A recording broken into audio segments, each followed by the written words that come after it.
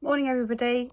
Today I'm going to talk a little bit about functional neurological disorder, just a brief introduction about what it is, and then I'm just going to show you a couple of clips of me carrying out a normal day routine that's easy for most, using a technique of mindfulness and concentration and focus, and then a clip also of me doing the same chore or thing without using the mindfulness technique.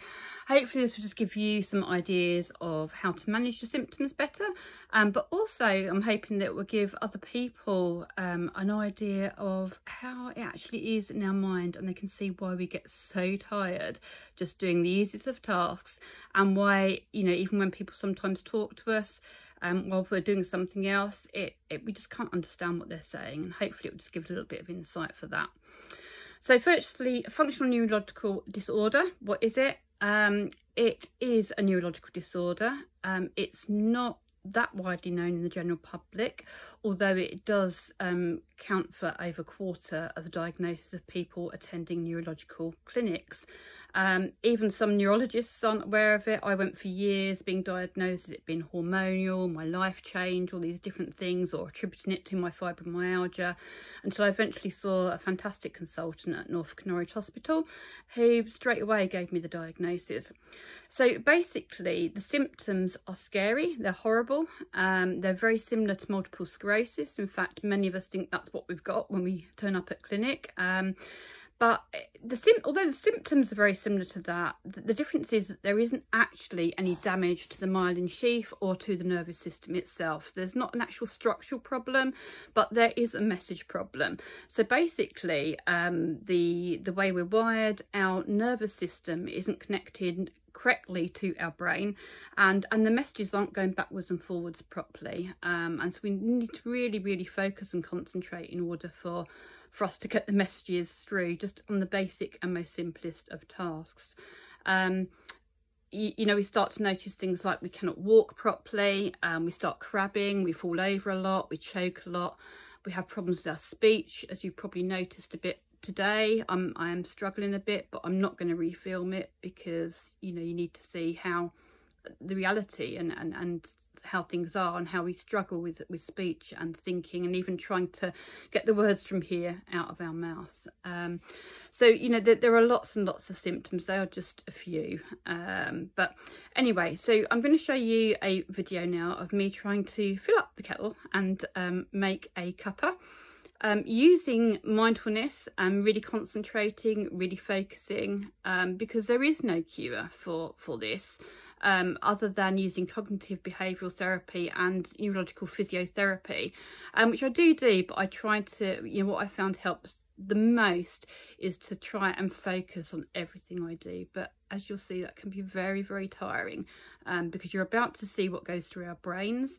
I'm going to talk through what is going through my brain, which in itself would be difficult because I'm going to be doing a task and speaking out loud, but I'm going to do that, and you'll see me doing a task and it looks okay, but you'll hear what's going on in my head, and then I'm going to show a video of what that same task would be like with not using this technique. And hopefully that will really sort of help you to see how you can help yourself, but also for other people to see how difficult this condition really is. Okay, I'm going to make a cup of tea, talking out what I'm thinking. So I've picked up the jug. I'm going to walk, put the jug underneath and press. I've got to remember to keep pressing and not take the cup or the jug away, and just keep pressing,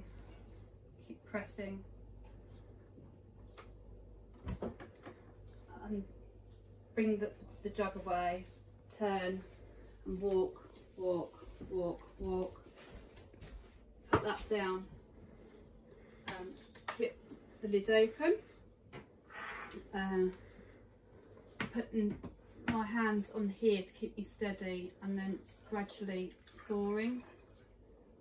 Put the jug down, close the lid, turn, open the cupboard, get out the cup, put it on the side, close the door so I don't bang my head, open the cupboard, get out the coffee bags, unclip it, open the lid, take out the coffee bag, put it in, close the coffee jar, put that back, close the door, put the cup under and press the button and wait for your coffee. So now we're going to do the same thing again without doing my routine and my thinking. I'm anxious about falling, but I'm sort of already thinking ahead where I can grab hold of if I need to.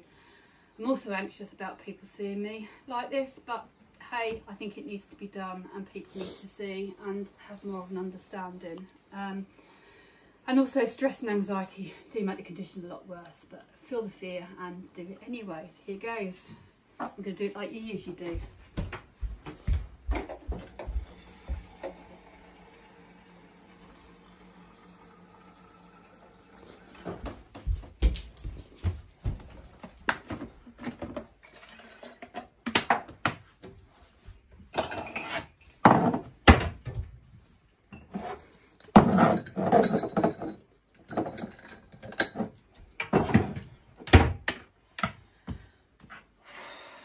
That's over.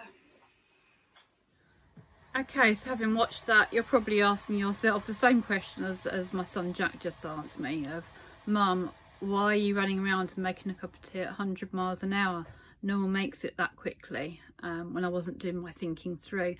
My answer is, I don't know, but when I'm not thinking, when I'm not focusing properly, when I'm not concentrating, in the mindfulness way, my body just seems to take over and just go really quickly and be completely out of control.